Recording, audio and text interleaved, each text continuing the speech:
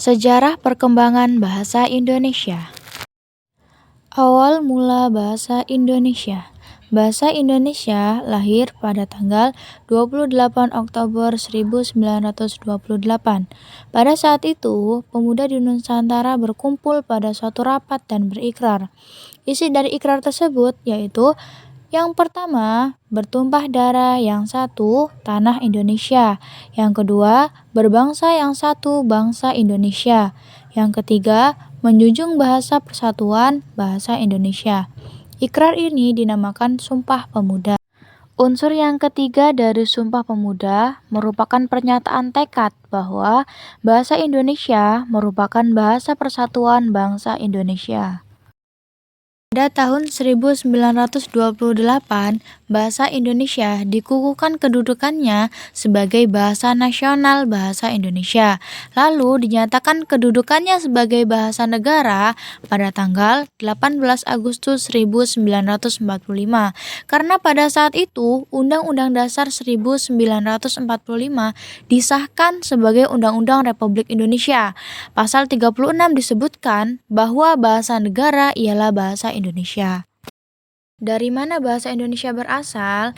Berdasarkan keputusan Kongres Bahasa Indonesia II tahun 1945 di Medan menyatakan bahwa sejarah bahasa Indonesia mempunyai akar dari bahasa Melayu.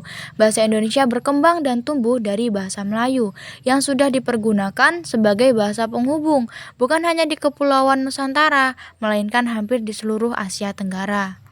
Perkembangan bahasa Melayu di wilayah Nusantara mempengaruhi dan mendorong tumbuhnya rasa persaudaraan dan persatuan bangsa Indonesia.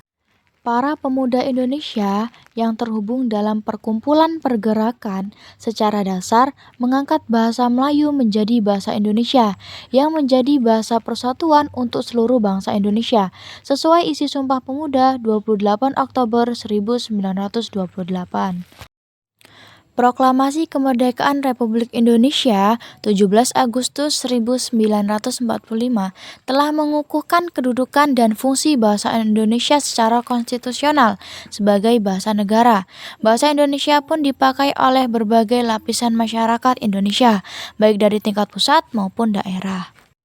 Meskipun bahasa dari daerah masing-masing masih terpakai, namun untuk mempersatukan bangsa, masyarakat Indonesia antar suku menggunakan bahasa Indonesia untuk percakapan sehari-hari.